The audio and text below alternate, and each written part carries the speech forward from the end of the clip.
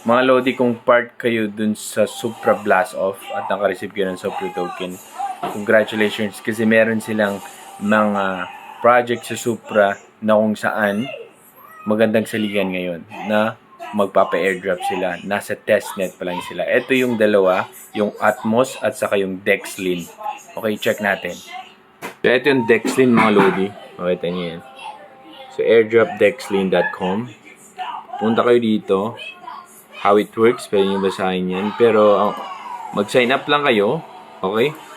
At i-connect nyo yung Twitter account nyo at saka yung Supra na kung saan ginamit nyo sa Blast Off.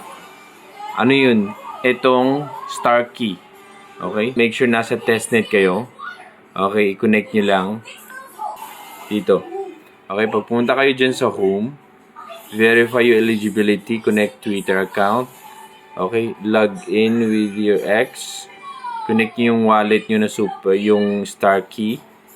And then, follow nyo lang. And then, join Telegram.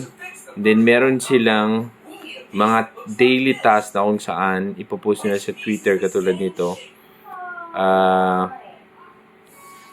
Ito. I-post this tweet to your network. Okay, pag nagawa mo yan, pag verified, makuha ka ng points. Okay, ganun lang. So, pwede mo ma-check yung reward mo dito. So, kung hindi ka kasali sa Blast Off, okay lang. Pwede ka mag-join. Pero pag kasali ka, may points na makukuha ka. Okay? Sa pagiging isang, ayan o, PBO cadet bonus. Pag isa kang cadet, meron kang makukuha 15 points. Okay? Ngayon, yung next naman, itong Atmos, mga Lodi. Same lang din. Gawin nyo lang yung mga task faucet. Tapos, gumawa na ako ng video ko dito. Claim mo lang lahat yan. Yan.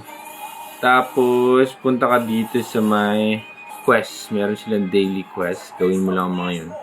Ito. Daily quest. Ayan.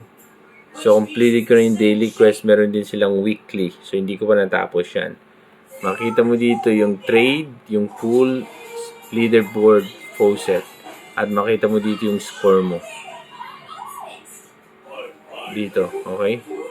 So, user level 22 hanggang saan ang level, makita nyo. Hanggang level 35 legendary. So, level 22 dito sa master. Ganyan lang.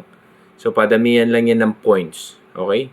So, yan. Kung gusto nyo mag-join mga Lodi, ito pa yung parang mga available na mga airdrop sa Supra. Meron siguro mga ibang project, pero ito yung parang medyo nakita ko maayos. So, ayan, join na kayo kung hindi pa kayo nakasama.